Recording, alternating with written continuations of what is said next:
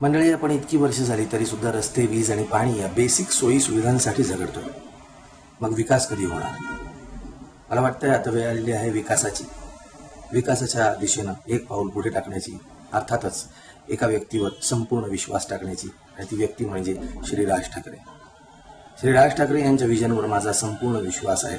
आपण जर सगळ्या उमेदवारांना, मनसेच्या सगळ्या उमेदवारांना मताधिक्याने निवडून आणलं, संपूर्ण सत्ता म्हणजेच संपूर्ण विश्वास जर त्यांच्या हाती सोपवलात, तर कल्याणचं कल्याण तर होईलच, पण डोंबिवलीचं सुद्धा कल्याण होईल. म्हणजे अर्थातच प्रगती होईल, भलं होईल.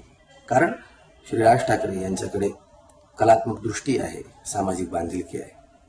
हो, मनसे म्हणजेच श्री राज ठाकरे, म्हणजेच दिलेला शब्द, कामाची निश्चिती आणि मराठी माणसाची आणि पर्यायाने आपल्या राज्याची प्रगती.